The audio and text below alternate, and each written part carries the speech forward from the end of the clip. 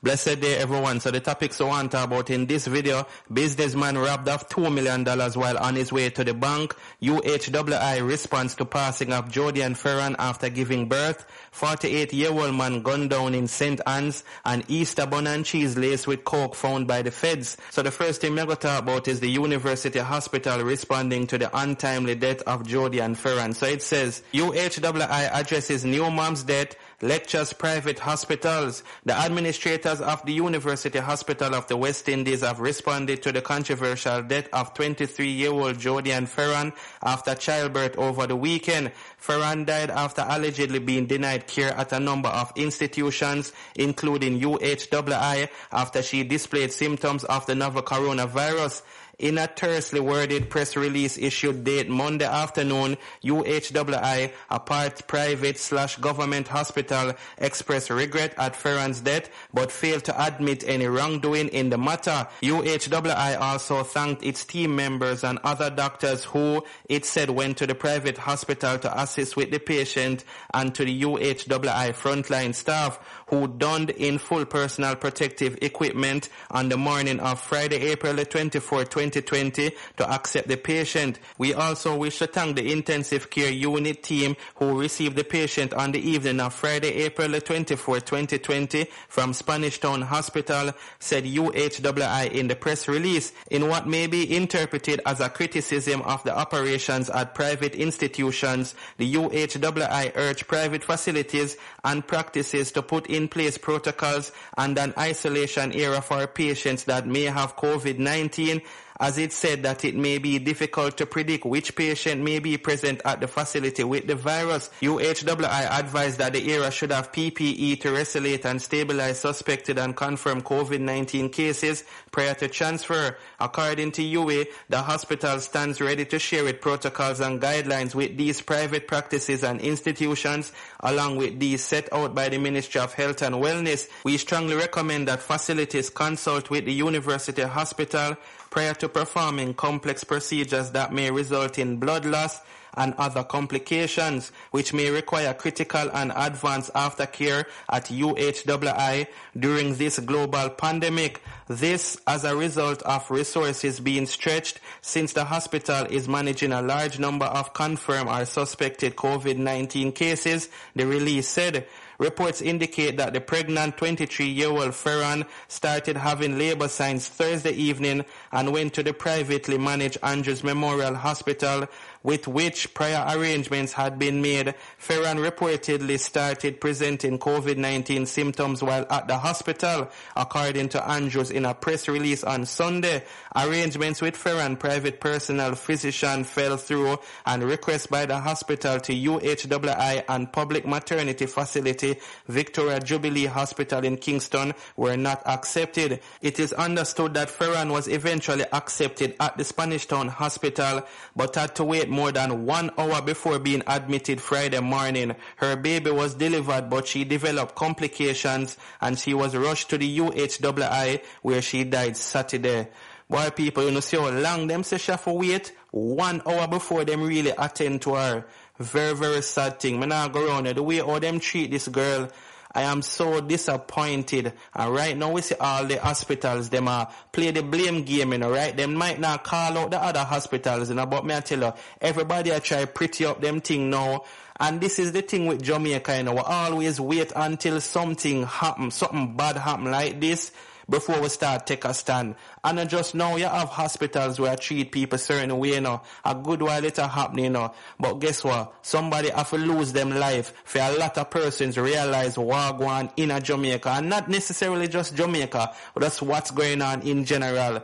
So people, I'm very disappointed. This story here, it just made me feel so upset. But you know, I have to come and hold my composure. I can't forward and cuss up a bag of bad word and put myself out of character, you see me? And the father of her child did an interview basically expressing the way how he felt.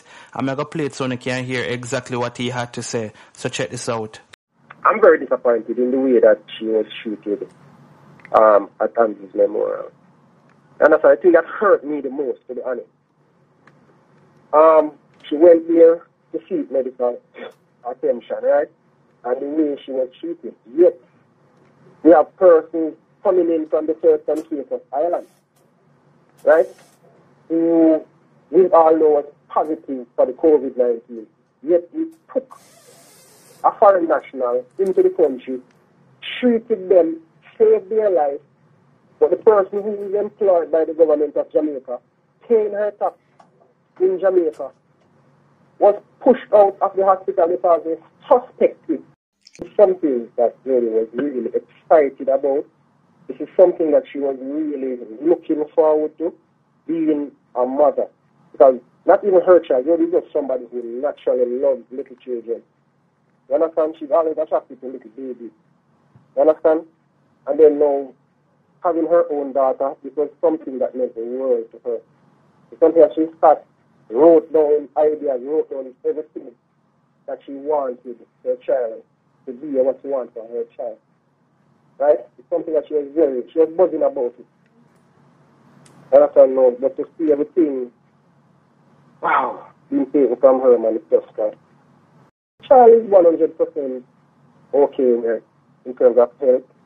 He's normal. There's no medical complaints or any problems with her at the moment.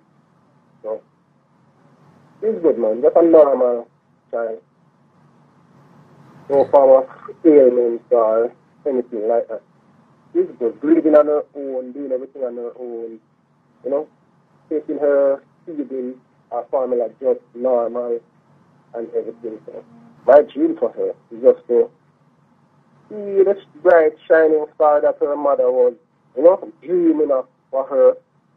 You know, she's going to get the best life here is. She's not my first. In fact, she's my second daughter. So, you won't be deprived of anything. That's for sure.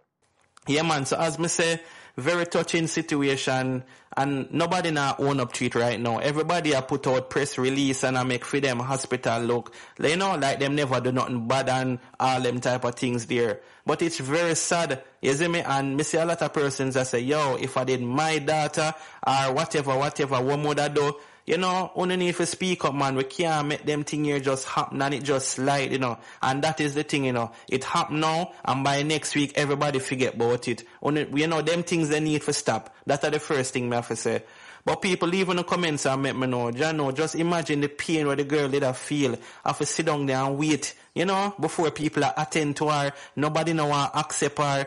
I mean, you cough, you have, all of a sudden, you know, people, if you cough, you have COVID-19. If you sneeze, you have COVID-19. You see me? And them just start scanning the girl.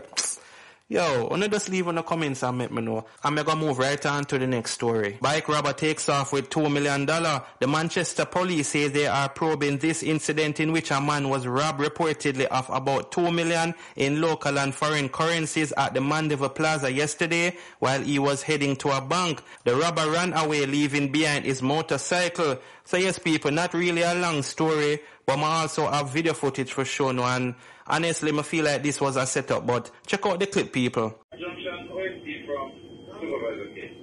Yeah, man, right up, sir. 478 5408.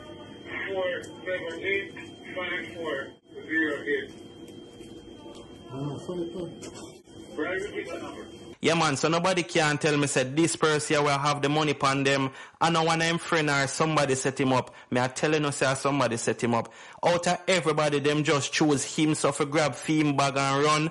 Nah, man, that no look right, people. You can't tell me nothing. That's why when you travel with whole heap of cash, you can't tell nobody. When you make certain moves, not even your woman you can tell. The best thing you keep it to yourself and do what you have to do, you see me? Because I feel like say them did that trail him, you see me? But I could be wrong, you know. And leave in the comments and let me know if you don't feel like say it was a setup or the person who robbed him just basically hit the jackpot, you see me? You know when you buy a cash pot ticket and you end up lucky and win, you don't feel like say a theme cash No, people, I can't even laugh. Jano star, the man just run off and left all him bike behind, you see me? Because I know say a whole heap of money in that, money way that him can buy a new bike, you see my people. But leave in the comments and make me know what you think about this, and we're gonna move right on to the next story. 48-year-old man gunned down in Steertown, St. Anne. The St. Anne police have launched a manhunt for gunmen who shot and killed a man in Steertown in the parish on Sunday. The deceased has been identified as 48-year-old Barrington Black of Marmy Bay in the parish.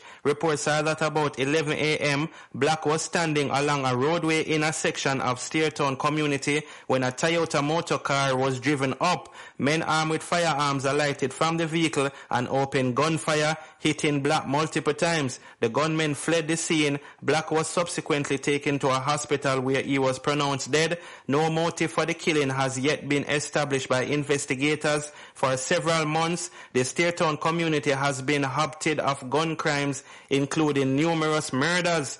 So yes, people, sentence, boy, look like the crime turn up down there, so you see me? As them saying in the article, a month now, all heap of crime and killing and all heap of things are going down at Senton more than the rest of parish, them, you see me?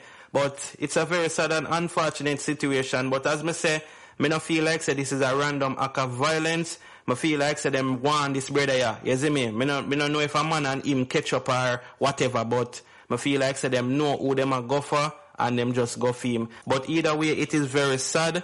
And you know, say this is the part of life where nobody no really want face for you. The woman here say, yo, you know, say them just murder your brother.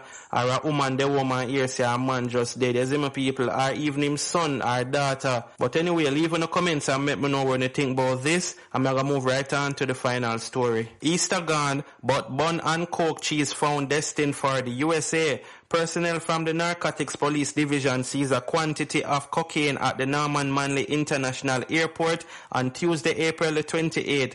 Reports are that about 2:43 p.m., lawmen were doing their routine checks when they found 6 boxes of Easter buns wrapped in transparent bags and 3 plastic containers of cheese that contained cocaine, which were all destined to go on a flight to the United States of America. The weight of the illicit drug has not yet been ascertained. No one was arrested in relation to the seizure, and investigation continues into the find. So yes, people, just like what the article say, Easter gone, but bun and cheese still a sin, you see me? And I feel like said these criminals think say, alright, COVID-19 a distract a whole heap of people now at the perfect time for we try to send off them coke, you see me? And it never work out for them. But leave in the comments and make me know what you think about this. And people, may I beg you to stay safe, sanitize. You know, don't know the thing them what me always tell you to do at the end of the video. Just stay safe and bless upon yourself. I'm out.